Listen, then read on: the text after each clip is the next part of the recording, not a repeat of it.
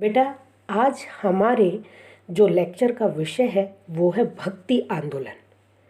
देखिए, भक्ति आंदोलन इतना व्यापक, गहरा, लोकोन्मुखी और प्रभावशाली था कि इसे देखकर किसी का आश्चर्यचकित हो जाना अस्वाभाविक नहीं है।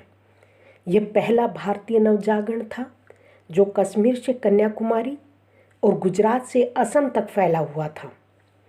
स्मरण रखना चाहिए कि सारे देश में इसका प्रसार एक साथ नहीं हुआ, कहीं पहले हुआ तो कहीं काफ़ी बाद में। अपनी अपनी ऐतिहासिक परिस्थितियों के कारण ये कहीं 6वीं और 7वीं शताब्दी में फैला, तो कहीं 12वीं और 13वीं शताब्दी में, कहीं 15वीं शताब्दी में। देश के अन्य अंचलों की अपेक्षा हिंदी भाषी प्रदेश का भक्ति आंदोलन अपने वैविध्य और अंतर विरोधों में काफ़ी जटिल और नाना रूपात्मक है। भिन्न भिन्न प्रदेशों के आंदोलनों की एक सूत्रता और भिन्न रूपता को समझने के लिए उनके बीच के समय के अंतराल तथा ऐतिहासिक परिप्रेक्ष्य का आकलन आवश्यक है। भक्ति आंदोलन के साथ देश के विभिन्न अंचलों में जातीय संगठन की शुरुआत भी हो जाती है। संस्कृत और अपभ्रंश का पल्ला छोड़ भक्तों ने देश भाषा में लिखना आरंभ कर दिया। सबसे पहले आलवार भक्तों के माध्यम से तमिल जाति बनी। 12वीं और 13वीं में कन्नड़ जाति का उदय हुआ। बंगला, गुजराती और हिंदी जाति का उदय लगभग एक साथ हुआ 15वीं शताब्दी में। इसके कुछ पहले मराठी जाति अस्तित्व में आ गई थी।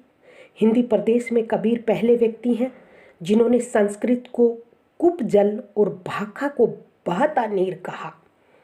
तुलसीदास ने जोखिम उठाकर भी संस्कृत को छोड़कर अवधी भाषा में लिखना आरंभ किया। तमिलों की भौगोलिक स्थिति मैदानी इलाके से भिन्न है। वहाँ बड़े केंद्रीय राज्य की स्थापना के लिए अवकाश नहीं था। उन प्रायद्वीपीय राज्यों में प्रादेशिक निष्ठा पहले से ही थी। बौद्ध और जैन संप्रदायों का पतन हो चुका था, लेकिन उनके शोषण का स्थान ब्राह्मण धर्म ने ले रखा था। शूद्रों की दशा अत्यंत शोचनीय थी। व्यापार की दृष्टि से यह प्रदेश समृद्ध था। आलवारों में छोटे छोटे व्यवसायी भी थे। तमिलों की भक्ति आंदोलन ब्राह्मण धर्म की प्रभुसत्ता के विरुद्ध खड़ा हुआ। कर्नाटक के वीरशैव या लिंगायत भी इसी वर्ग के विरुद्ध, जाति पाति के विरोध में भक्ति का सहारा लेते हुए दिखाई पड़े। कोसाम्बी, रामशरण शर्मा, रोमिला थापर ने दक्षिण भारत और असम की आर्थिक सामाजिक संरचना पर थोड़ा बहुत प्रकाश डाला है। उनका कहना है कि गुप्त साम्राज्य की समाप्ति के बाद उन प्रदेशों में कृषि व्यवस्था की शुरुआत होती है। हल चलाने का काम शूद्रों के हाथ में था। ब्राह्मणों और कथित क्षत्रियों ने उनका पूरा शोषण किया। कबीले का जो भी सरदार होता था उसे ब्राह्मण लोग क्षत्रिय बना देते थे। इसके बदले वे वर्णाश्रम धर्म की रक्षा करते थे। 14वीं शताब्दी के कामरूप के एक ताम्रपत्र से विदित होता है कि वहाँ के कबायली राजा ने वर्णाश्रम धर्म के पालन में अत्यंत कठोरता बरती थी। ऐसी स्थिति में निम्न वर्ण ने भक्ति का सहारा लिया, जिसमें ईश्वर उसके दुख का साथी था, और इस आंदोलन द्वारा जाति प्रथा को धक्का लगा और निम्न जातियों में आत्मगौरव का भाव भी जागा।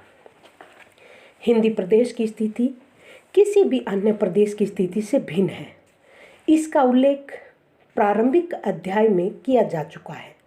इस प्रदेश की विचित्रता यह है कि भक्ति आंदोलन का सूत्रपात कबीर द्वारा हुआ। ऐसे मुसलमान द्वारा जो वेद को नहीं मानता तो नहीं मानता, किताब को नहीं मानता तो नहीं मानता, इस अमोघ नकार को लेकर चलने वाला आंदोलन हिंदी देश में ही चल सकता था। कबीर के साथ हिंदू भी थे और मुसलमान भी, सब गरीब तबके के लोग। लोदियों का जमाना था। उस समय के कबीर कितने साहसी, निर्भीक और अपने विचारों के प्रति कितने आस्थावान थे। सूफियों का मुख्य क्षेत्र पर भी हिंदी भाषी प्रदेश ही होता था। दो संस्कृतियां आपस में टकराती हुई एक हिंदी संस्कृति का निर्माण कर रही थी, पर इस प्रदेश में राम भक्ति शाखा का एक प्रतिरोधात्मक आंदोलन भी चला, जिसका प्रतिनिधित्व तुलसीदास कर रहे थे। वे निर्गुणोपासक संतों के विरोधी थे। कृष्ण भक्ति शाखा ने भी निर्गुण भक्ति का खूब विरोध किया, पर अपने आप में उसमें पारंपरिक विधि निषेध नहीं थे। इसमें हिंदू मुसलमान दोनों सम्मिलित थे। गिरियर्सन की औपनिवेशिक दृष्टि ने सारे भक्ति आंदोलन पर आश्चर्य प्रकट करते हुए उसे ईसाईयत की देन मान लिया। इतने बड़े झूठ पर अब कोई विचार करने को तैयार नहीं है। भक्ति आंदोलन पर अपने ढंग से सोचते हुए आचार्य शुक्ल जी ने लिखा है, जब मुस्लिम साम्राज्य दूर दूर तक स्थापित हो गया तब परस्पर लड़ने वाले स्वतंत्र राज्य नहीं रह गए। इतने भारी उलटफेर के पीछे हिंदू जन समुदाय पर बहुत दिनों तक उदासी छाई रही। अपने पौरुष से हताश जाति के लिए भगवान की शक्ति और करुणा की ओर ध्यान ले जाने के अतिरिक्त दूसरा मार्ग ही क्या था।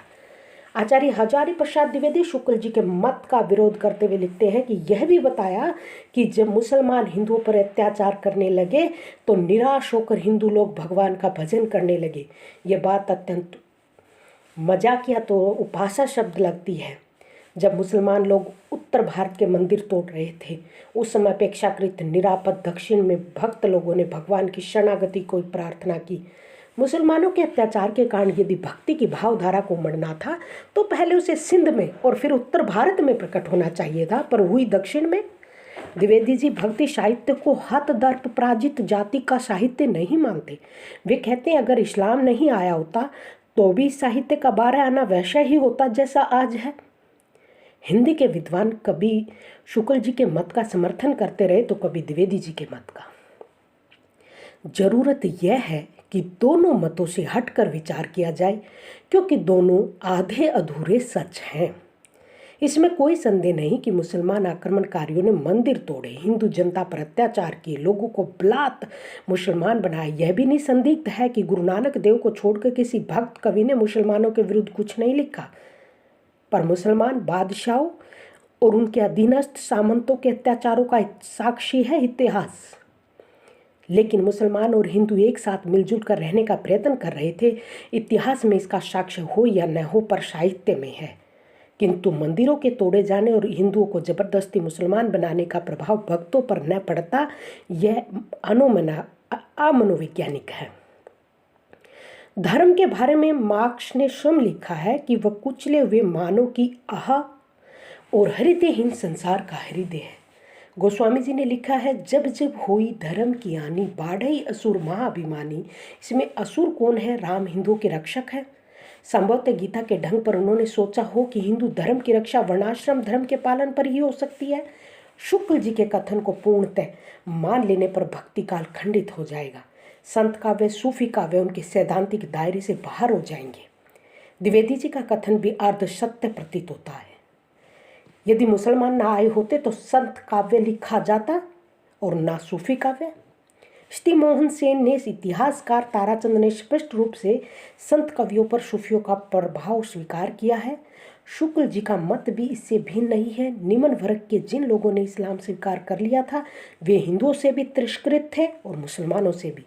उनकी अलग जाति बन गई। उधर हिंदुओं से रक्षा कवच के रूप में जाति पाति का शिकंजा और भी कसा जाने लगा। हिंदुओं के देखा देखी विरुद्ध उठ खड़े हुए। मुसलमानों के आगमन के फलस्वरूप संगीत, खान पान, पहनावा, वास्तुकला, चित्रकला आदि में विचित्र मिश्रण हुआ। एक और दो संस्कृतियां आपस में मिल रही थी, दूसरी ओर मुल्ला मौलवी पंडे पुरोहित भेदभाव की खाई और भी चौड़ी हो रही थी। यह स्थिति उत्तर भारत विशेषतः हिंदी प्रदेश में थी। बंगाल की जातीय भावुकता के परिवेश में संत काव्य नहीं लिखा गया। गुजरात में